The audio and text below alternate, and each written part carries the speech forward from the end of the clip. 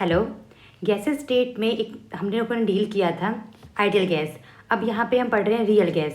Ideal gas और real gas में क्या बेसिक डिफरेंस है। जो आइडियल था वो हमने माना था कि आइडियल जो गैसेस होंगे, गैस का खुद का कुछ वॉल्यूम नहीं होगा। जिस कंटेनर में रख देंगे वो उसी पूरे में मूव करते रहेंगे। जो कंटेनर का वॉल्यूम होगा वही गैस के लिए पूरा अवेलेबल वॉल्यूम है, मतलब खुद का उसका कुछ भी वॉल्यूम नहीं है। वो था आइडियल में। अब रियल में क्या है कि रियल गैस का नाम ही है आइडियल से अलग, तो ऑब्वियसली ये do not obey the ideal gas equation. जो वो लॉ था एग्जैक्टली वो इक्वेशन को फॉलो नहीं करेंगे।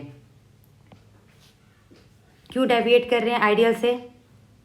फर्स्ट रीज़न, रियल गैस का खुद का कुछ वॉल्यूम होता है। हम लोग मानते हैं, आइडियल में माना था कि वॉल्यूम नहीं है, बट एक्चुअल में क्या है, उनका खुद का कुछ वॉल्यूम है। इसका रीज़न क्या है? जब हम उसको लिक्विफाई कर देते हैं, जो गैस कन्वर्ट हो जाएगा लिक्विड में, तो उसका खुद का कुछ वॉल्यूम आ रहा है। तो इसका मतलब है कि रियल गैस का कुछ डेफिनेट वॉल्यूम होता है, पर कैलकुलेशन में आइडियल में हम उसको नेगलेक्ट कर देते हैं। सेकंड केस, आइडियल में मानते थे कि एक गैस का पार्टिकल दूसरे गैस के पार्टिकल के बीच में कोई अट्रैक्शन नहीं है, कोई रिपल्शन नहीं है, कुछ नहीं है, वो अपना फ्रीली मूव कर रहा है, किसी को किसी से भी कोई मतलब नहीं है। पर यहाँ पे क्या है, रियल गैस में हम एग्जैक्टली पे जा रहे हैं। इंटरमॉलिक्यूलर अट्रैक्टिव फोर्स माना गया है। Intermolecular attractive force not zero. Real में दो चीज़ें ये याद रखनी है, आइडियल गैस से क्यों अलग है। आइडियल गैस में हम वॉल्यूम नहीं मानते थे गैस का। यहाँ पे रियल गैस में गैस का जो मॉलिक्यूल है उसका खुद का वॉल्यूम है, कंटेनर का नहीं। अब पार्टिकल की बात कर रहे हैं। इंटरमॉलिक्यूलर अट्रैक्टिव फोर्स होता है किस में? रियल गैस में। जो डेविएशन हो रहा है, डेविएट कर रहा है, उसको उस फैक्टर को रिप्रेजेंट करते हैं कंप्रेसिबिलिटी फैक्टर से, जिसको कह रहे हैं जेड। जेड क्या है? ऊपर real divided by ideal. Same mole लिया है, आर टी कंडीशन सेम है, दोनों में आर टी कैंसिल हो गया, तो P V real divided by P V ideal. और पी वी आइडियल गैस है तो ये इक्वेशन तो फॉलो करेगा। तो P V ideal equal to N R T. नीचे हमने क्या पुट कर दिया? N R T. V divided by N. V है वॉल्यूम, एन है मोल, तो वी बाय एन को बोल दिया है मोलर वॉल्यूम। तो क्या हो गया ऊपर? P V M by R T. V M is a volume of one mole, जिसको मोलर वॉल्यूम बोल रहे हैं। तो जेड का क्या फॉर्मूला आ गया हमारा कंप्रेसिबिलिटी फैक्टर का? V M by V M real, sorry ऊपर रियल है नीचे आइडियल है। तो क्या समझना है, जो आइडियल गैस होगी उसका जेड का वैल्यू क्या होगा? 1। जेड इक्वल टू 1 मतलब ideal gas. Z not equal to 1 तो ये कौन सी गैस होगी? ये होगी हमारी रियल गैस। इसके भी दो पार्ट होंगे, 1 नहीं है तो 1 से ज़्यादा होगा या 1 से कम होगा। इतना क्लियर? और जेड क्या लिखा था ऊपर हमने? Z is equal to V M real divided by V M ideal. ये याद रखना, एक नया टर्म है जेड, कंप्रेसिबिलिटी फैक्टर। एसटीपी का ही केस ले लेते हैं। एसटीपी का मतलब होता है स्टैंडर्ड टेम्परेचर एंड प्रेशर। उसमें अगर आइडियल गैस इक्वेशन है या आइडियल गैस है तो एक मोल के लिए कितना वॉल्यूम है उसका? 22.4 लीटर। एसटीपी पे एक मोल का वॉल्यूम है 22.4। यहाँ पे हमने रख दिया 22.4। जेड ग्रेटर देन 1 का मतलब ये वाला पार्ट वी एम रियल बड़ा होगा। Z greater than 1 means V M of the gas is greater than the ideal gas. Ideal पे है 22.4, तो क्या हो जाएगा इसमें? Greater than 22.4 litre. कोई और भी कंडीशन लेते हैं जहाँ पे वॉल्यूम अगर इसका आता रियल का, सॉरी आइडियल का 24, तो इसका आता 24 से ज़्यादा, यानी जेड ग्रेटर देन 1 है। अब देखो वॉल्यूम गैस का ज़्यादा है तो इसका मतलब गैस के बीच में क्या है? रिपल्सिव फोर्स ऑपरेट कर रहा है, इनके बीच में क्या है? रिपल्शन। वॉल्यूम ज़्यादा का मतलब स्पेस अगर ज़्यादा ले रहे हैं पार्टिकल्स, अगर ज़्यादा लेने का मतलब एक और दूसरे के बीच में कोई भी अट्रैक्शन नहीं है, वो क्या है? रिपल्शन। एक पार्टिकल दूसरे पार्टिकल के बीच में अगर रिपल्शन है, ये इसको धक्का दिया है, उसको धक्का दिया है, सबके बीच में रिपल्शन है, तो दूर दूर रहेंगे। दूर दूर रहेंगे तो क्या होगा? वॉल्यूम ज़्यादा। तुम इसको कंप्रेस करना चाह रहे हो, पास लाना चाह रहे हो, बट इनमें कौन सा फोर्स ऑपरेट कर रहा है? रिपल्सिव। तो ये इसको पुश करेगा दूर दूर, तो हम इसको कंप्रेस नहीं कर सकते, डिफ़िकल्ट टू कंप्रेस। गैस के पार्टिकल को कंप्रेस करेंगे तो लिक्विड में कन्वर्ट होगा, बट ये तो कंप्रेस ही नहीं हो पा रहे क्योंकि इनमें खुद ही रिपल्शन है। इन दोनों में बहुत लड़ाई है, तुम इन दोनों को पैचअप कराना चाह रहे हो तो क्या लगेगी? मेहनत ज़्यादा। बहुत पास ला रहे हो तो ईजिली पॉसिबल नहीं होगा। तो डिफ़िकल्ट टू लिक्विफाई किस केस के लिए है ये? Z greater than 1। Greater than 1 का मतलब जो रियल गैस का वॉल्यूम होगा आइडियल से ज़्यादा होगा, जितना आइडियल ऑक्यूपाई करेगा उससे ज़्यादा। इसका मतलब है कि उसमें रिपल्शन है, एक मॉलिक्यूल और दूसरे मॉलिक्यूल के बीच में रिपल्शन है, तो डिफ़िकल्ट टू कंप्रेस, उसको हम कंप्रेस पास पास नहीं ला सकते। पास में नहीं आएंगे तो गैस लिक्विड में कन्वर्ट भी ईजिली नहीं होगा। इसका सेकेंड पार्ट लेते हैं, Z less than 1। Less than 1 का मतलब ये कौन सा पार्ट है? ये रियल गैस। एसटीपी पे आइडियल गैस के लिए होगा 22.4, एसटीपी का ही केस ले रही हूँ। लेस देन है तो वीएम क्या हो जाएगा? Less than 22.4 litre at STP. यानी जितना वॉल्यूम हमने एक्सपेक्ट किया था उससे अगर वॉल्यूम कम है, यानी जितना स्पेस सोचा था कि इसके अंदर पार्टिकल्स होंगे, अब क्या कर रहे हैं, वो कम स्पेस ले रहे हैं, तो बहुत पास पास आ रहे हैं। तो एक मॉलिक्यूल दूसरे मॉलिक्यूल अगर पास पास है तो उनके बीच में कौन सा फोर्स ऑपरेट होगा? अट्रैक्टिव। अट्रैक्शन होगा तभी पास पास आएंगे। ये मॉलिक्यूल बहुत अट्रैक्शन है, पास पास आ गए सारे मॉलिक्यूल्स। तो अब अगर आपको कहे कंप्रेस करो तो ये पहले से ही पास आ रहे हैं, तो हमें ज़्यादा मेहनत नहीं लगेगी। ईजी टू कंप्रेस, ईजिली हम उसको कंप्रेस कर देंगे। गैस को कंप्रेस करने से लिक्विड बनता है, अगर ईजिली ही कंप्रेस हो गए तो ईजिली टू लिक्विफाई। गैस के पार्टिकल दूर दूर थे पर इनमें अट्रैक्शन था, थोड़ा सा प्रेशर लगाए, पास में आके लिक्विड बन गए। तो दो पार्ट याद हैं, जेड ग्रेटर देन 1 और Z less than 1। Greater than 1 में रिपल्सिव फोर्स, लेस देन 1 में अट्रैक्टिव। ये वाला दोनों पेज जो पहले देखे थे उसको अच्छे से देखना है, पढ़ना तो सारा ही है बट उसको और अच्छे से देखना है। अब variation of Z with pressure, pressure का क्या फ़र्क पड़ेगा? एक लाइन दिखे dotted dotted, Z equal to 1, ये किसको रिप्रेजेंट कर रहा है? Ideal gas. आइडियल का क्या होगा? Z equal to 1। यहाँ देखते हैं, एक गैस लिया हीलियम, ये हमेशा ऊपर है, ऊपर वाला पार्ट जेड ग्रेटर देन 1, नीचे 1 से नीचे जेड लेस देन 1। अभी क्या देखा था? ग्रेटर देन 1 में कौन सा फोर्स होगा? रिपल्सिव। लेस देन 1 में अट्रैक्टिव। हाइड्रोजन और हीलियम इनको कुछ फ़र्क नहीं पड़ रहा किसी भी प्रेशर से, ये हमेशा ऊपर ही हैं, तो ये जेड इक्वल टू 1 ऑलवेज। नीचे इधर की गैस लेते हैं CO CH3 ammonia, low pressure पे ये लोग नीचे हैं, तो इसका मतलब है इनमें अट्रैक्टिव फोर्स है। जैसे जैसे टेम्परेचर बढ़ाया तो ये ऊपर चले गए, इनमें क्या हो गया? Repulsive force. तो यानी प्रेशर पे फ़र्क पड़ रहा है, टेम्परेचर बोला ना, सॉरी प्रेशर पे प्रेशर कम है तो जेड लेस देन 1, प्रेशर बढ़ा दिया है तो ये ग्रेटर देन 1। दोनों बिहेवियर हैं, बट कौन सी दो गैस हैं जो हमेशा जेड ग्रेटर देन 1 है? हाइड्रोजन हीलियम, हाइड्रोजन ऊपर हीलियम उसके नीचे, और बाकी सारी गैस का ये भी है, ये हमें याद रखना है। तो याद रखना है क्या? आइडियल गैस से नीचे अट्रैक्टिव, ऊपर रिपल्सिव। अगर याद रहे तो अच्छी बात है, नहीं तो अपना अपना ट्रिक याद कर सकते हैं। जब मैं स्टूडेंट थी तो मुझे ये रीज़न नहीं समझ आता था, छोटे बच्चे होते इतना ब्रेन नहीं होता है, तो उस समय मैंने कैसे याद किया था, करना तो था। मेरी सिस्टर का नाम आरती है, तो मैंने क्या लिखा? AR, मतलब नीचे से स्टार्ट कर रही हूँ। जेड लेस देन 1 तो मैं नीचे लिख देती थी A, रीज़न नहीं पता था, बस A for attractive, R for repulsive. तो याद करने का तरीका बनाना है, जैसे भी कर सकें। अब टेम्परेचर पे देखते हैं, यहाँ पे टेम्परेचर देखो ये -70 है, टेम्परेचर इंक्रीज़ कर रहे हैं। जैसे टेम्परेचर इंक्रीज़ करते गए तो ये कहाँ पे जा रहे हैं? ये लोग देखो, ये है जेड इक्वल टू 1, टेम्परेचर बढ़ा तो ये 1 की तरफ शिफ्ट हो रहे हैं। टेम्परेचर थोड़ा सा कम है तो दूर जा रहे हैं, और कम किया दूर जा रहे हैं। मतलब टेम्परेचर बढ़ाने से गैस कहाँ आ रही है? आइडियल की तरफ। इसमें भी देखते हैं, -70 बहुत दूर है, आइडियल तो यहाँ पे है, टेम्परेचर बढ़ाने पे ये आइडियल की तरफ जा रहा है। तो हम ये कह सकते हैं टेम्परेचर जब इंक्रीज़ होगा तो रियल गैस कैसी बिहेव करेगी? Real gas behave as ideal. तो पूरा लिख लेते हैं, लो प्रेशर हाई टेम्परेचर पे रियल गैस कैसी बिहेव करेगी? आइडियल जैसा।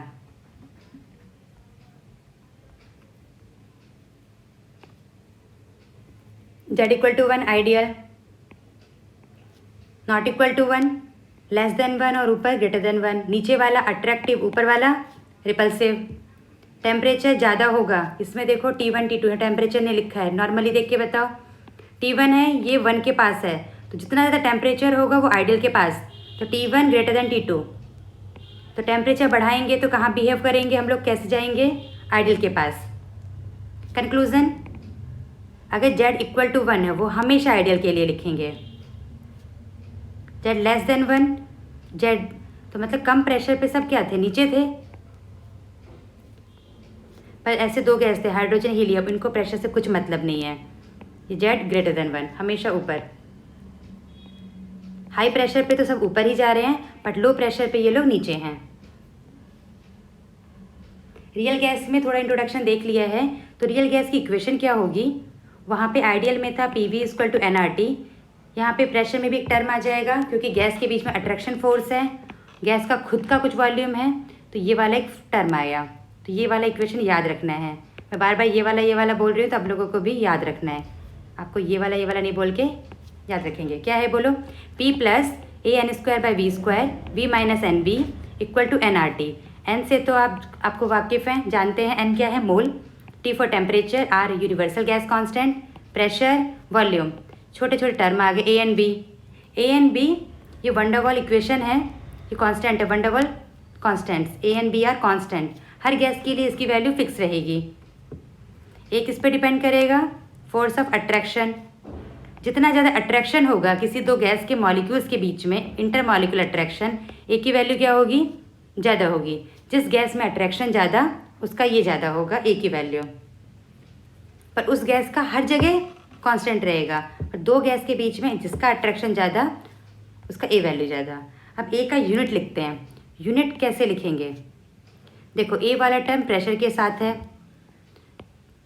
तो प्रेशर इन दोनों को ऐड करेंगे, तो ऐड करने वक्त अगर क्या आप 1 मीटर को 1 लीटर से ऐड कर सकते हैं, या मैं बोलूँ 1 मीटर को प्लस 1 kg, दोनों अलग अलग हैं, ये मीटर डिस्टेंस का है, ये वेट का है, तो इसको हम ऐड नहीं कर सकते। यानी जब कोई ऐड हो रहे हैं तो दोनों का यूनिट बराबर होना चाहिए, इसका यूनिट और इसका यूनिट इक्वल है क्योंकि ऐड हो रहे हैं। तो P मतलब प्रेशर, तो इस दोनों का भी, इन पूरे का यूनिट क्या होना चाहिए, AN²/V², ये होगा यूनिट ऑफ प्रेशर। तो मैं A को क्या लिख सकती हूँ, PV²/N²। P मतलब प्रेशर ATM, वॉल्यूम का यूनिट का स्क्वायर डिवाइडेड बाय मोल का स्क्वायर। तो देखो ये यूनिट आ रहा है ATM लीटर स्क्वायर, मोल का इन्वर्स में 2। जरूरी नहीं है ATM हो, पर प्रेशर का यूनिट होना चाहिए, पास्कल हो सकता है, किलो पास्कल, बट ऐसा यूनिट होगा। प्रेशर वॉल्यूम के आगे स्क्वायर और मोल के आगे -2। वहाँ पे एक और टर्म था B किसको रिप्रेजेंट कर रहा है, ये भी कांस्टेंट है, वंडरवॉल कांस्टेंट, ये एक्सक्लूडेड वॉल्यूम पर मोल, 1 मोल का गैस है, एक्सक्लूडेड वॉल्यूम, इसके बारे में भी हम डिफरेंट एक लेक्चर लेंगे क्या होता है ये, पर जितना काम का उतना देख लेते हैं अभी के लिए।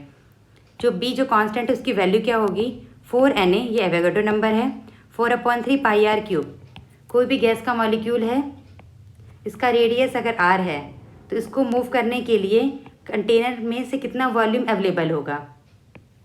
आइडियल में ले रहे थे कि इनका खुद का कुछ वॉल्यूम नहीं है, तो पूरे कंटेनर का वॉल्यूम अवेलेबल था। अब क्या है, इनका खुद का भी वॉल्यूम है, तब क्या होगा,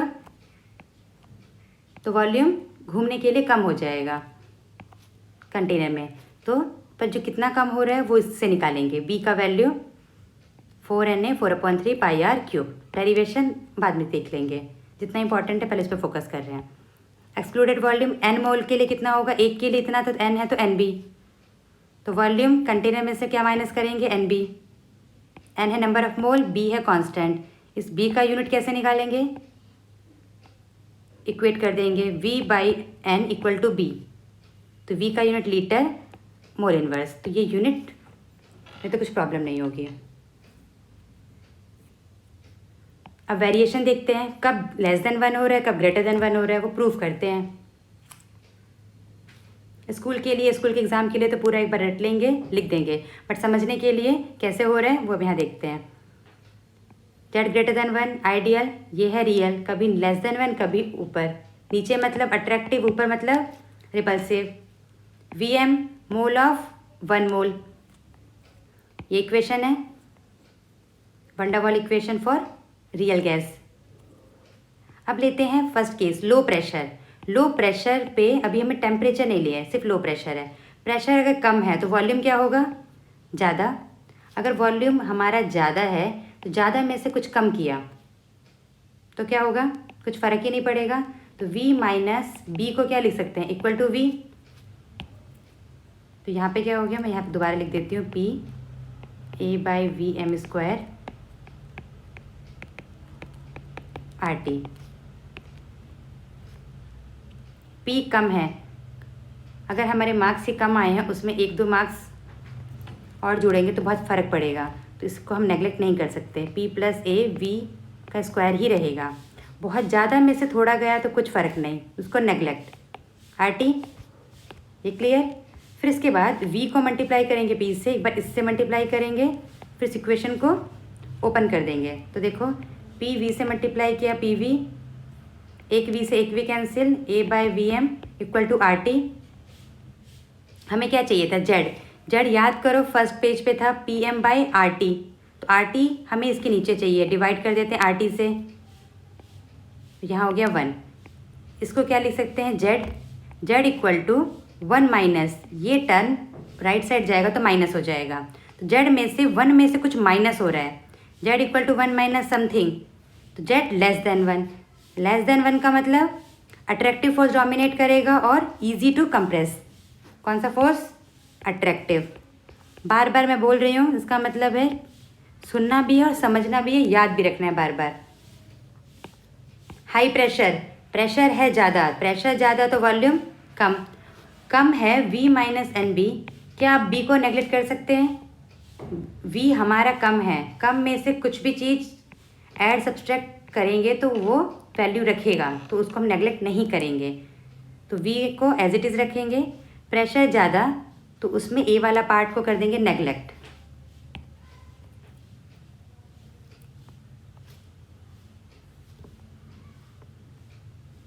इस इक्वेशन में जो आया A वाला नेगलेक्ट, इसको मल्टीप्लाई किया PB RT।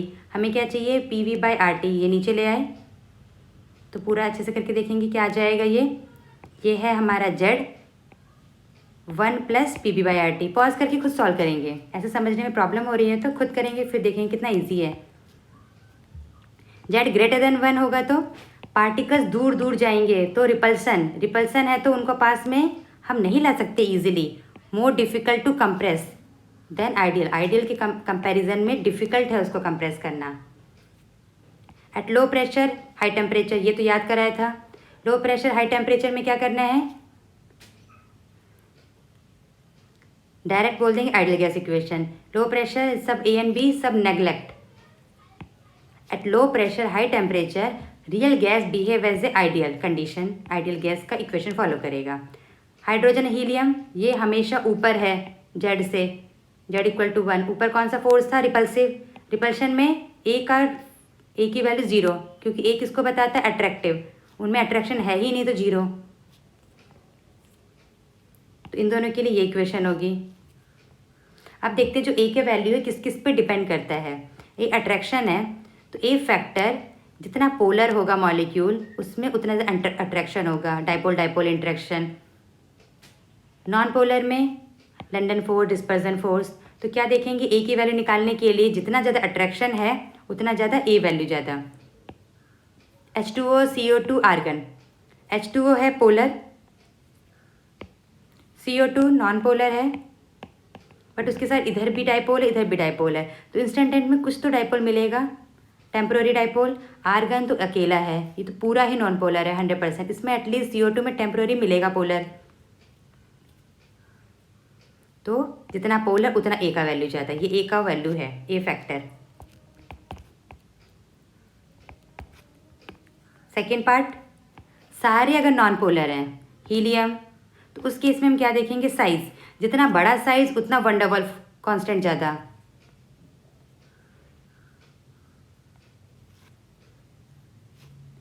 यहाँ पे है इजी लिक्विफिकेशन प्रेशर, किसको हम इजीली लिक्विफाई कर सकते हैं। एक लेते हैं एन पेंटेन, आइसोनियो। पेंटेन पेंटेन सब में 5 कार्बन है। अगर सेम नंबर ऑफ कार्बन है तो ये वाला पार्ट ऑर्गेनिक में डील किए थे, जितना ओपन होगा उतना वंडरवॉल कांस्टेंट ज़्यादा, ब्रांचिंग जितनी ब्रांचिंग करेंगे उसमें अट्रैक्शन कम। नियो में ज़्यादा ब्रांचिंग है तो अट्रैक्शन क्या हो जाएगा उसमें कम। एन पेंटेन ओपन है तो अट्रैक्शन ज़्यादा। गैस के पार्टिकल्स में अट्रैक्शन ज़्यादा है तो वो ईजिली लिक्विड बन जाएगा, तो प्रेशर हमें कम देना पड़ेगा। लिक्वेशन प्रेशर का मतलब एक्सटर्नल प्रेशर हमें कम देना है क्योंकि वो ईजिली बन रहा है। जितना अट्रैक्शन ज़्यादा, ईजिली कंप्रेस, तो प्रेशर एक्सटर्नल प्रेशर कम सप्लाई करना पड़ेगा। तो ए का वैल्यू किस पर डिपेंड करेगा बोलो? अट्रैक्शन पे। बी अभी ऊपर फॉर्मूला लिखे थे 4Na 4/3 pi are cube. Are क्या है? Radius of atom. एटम को मानते हैं स्पेरिकल। जो बी का वैल्यू रफली डिपेंड करेगा साइज पे। जितना बड़ा साइज कह देंगे उस एटम का बी फैक्टर ज़्यादा। कभी ऐसा हो सकता है कि 2 गैस लेते हैं, दोनों गैस में बी का वैल्यू सेम है, बी का वैल्यू सेम, तो हम कैसे पता करें कि किसका साइज ज़्यादा होगा? पढ़ो, 2 van der Waals gases have the same value of B. Same है बी बट ए की वैल्यू डिफरेंट है। यहाँ पे हाईलाइट कर देती हूँ, ये ए है, ए डिफरेंट बी सेम। तो ए जिसका ज़्यादा होगा उसमें क्या है? अट्रैक्शन ज़्यादा। गैस के मॉलिक्यूल्स के बीच में अट्रैक्शन ज़्यादा है तो पास पास आएंगे तो वॉल्यूम कम। बी से अगर नहीं पता चल रहा है तो ए पे जाएंगे, ए से नहीं पता चल रहा है तो बी पे। ठीक है, पढ़ लो यहाँ पे। If 2 gases are same value of B but different value of A, then the gas having larger value of A जिसका ज़्यादा है, विल ऑक्यूपाई लेस वॉल्यूम। वो ऑक्यूपाई करेगा कम वैल्यू, क्योंकि gas with the larger value of A जिसका A ज़्यादा है उसमें क्या है? Gas of attraction, force of attraction ज़्यादा। अट्रैक्शन ज़्यादा तो वो पास पास आएंगे तो स्पेस कम लेंगे, वो वॉल्यूम कम। आपके लिए क्वेश्चन, इतना थ्योरी मैंने बोला, ये now your turn. Calculate the compressibility factor. Compressibility factor का नाम सुनते ही क्या दिमाग में आ गया? जेड निकालना है। किसका? CO2 का। मोल है 1, थैंक यू देने के लिए। वॉल्यूम है लीटर में, ध्यान रखना है यूनिट केल्विन नहीं कन्वर्ट करना। ATM कंप्रेसिबिलिटी फैक्टर निकालना है। जेड का फॉर्मूला क्या था? PB/nRT। एन की वैल्यू 1 है, डायरेक्टली लिख देते हैं RT। पुट करने पे क्या आया? जेड की वैल्यू 0.65। कम है तो कम वाला कैसे याद कराया था? नीचे ए और ऊपर आर। अट्रैक्टिव, अट्रैक्टिव है तो easily compress, attraction force. Clear? कुछ क्वेश्चंस भी देख लेंगे इसके बाद में, अभी समराइज कर देते हैं इस चैप्टर को। Ideal, real. आइडियल में खुद के गैस का कुछ वॉल्यूम नहीं है, no attraction, PV=NRT follow, Z=1। Real में ये करेक्शन इक्वेशन है, ये टर्म बताना है, ये करेक्शन वाला टर्म है, साइन नहीं लेना है। AN²/V²। Volume correction NB, minus नहीं, सिर्फ NB, इसमें AN²/V²। रियल गैस का खुद का वॉल्यूम है, नॉन ज़ीरो वॉल्यूम, हाँ वॉल्यूम ठीक है। इंटरेक्शन फोर्स है, Z>1 भी हो सकता है, Z<1 भी हो सकता है। ये तो इतनी बार बोल दिया है, याद हो ही गया होगा। A और R >1 में मॉलिक्यूल्स दूर दूर जाएंगे तो repulsion, difficult to compress, difficult to liquefy. Attractive, easy to compress, easy to liquefy. ये सारा पार्ट था रियल का। इसमें कुछ क्वेश्चंस लेंगे नेक्स्ट क्लास में। फिर देखेंगे critical constant of gases, critical temperature, critical pressure, फिर उसके बाद वीरियल इक्वेशन ऑफ स्टेट्स। अभी जितना बड़ा है ये वाला पार्ट उसका समरी है, जूम करके देख लेंगे। लेफ्ट साइड तो अभी हमने देखा, राइट साइड में प्रेशर का यूनिट वॉल्यूम, मोल, टेम्परेचर केल्विन में लेना है।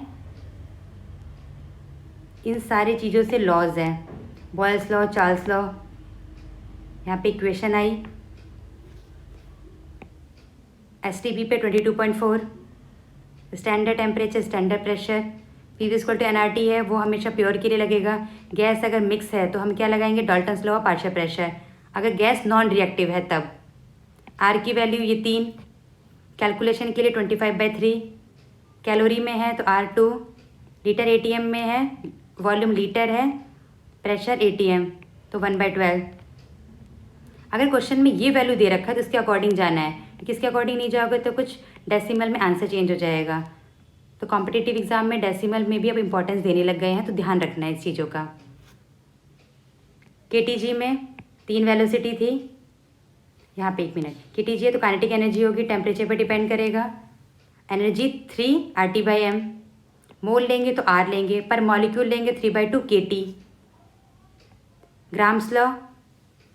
फिर उसके बाद ग्राम्स लॉ में डिफ्यूज़न और इफ्यूज़न, डिफ्यूज़न था स्पॉन्टेनियस, इफ्यूज़न फोर्सफुली। जो 3 वेलोसिटी है पार्टिकल की, RMS, MPS, एवरेज, तीनों का रेशो, ये चीज़ें तो याद होनी चाहिए।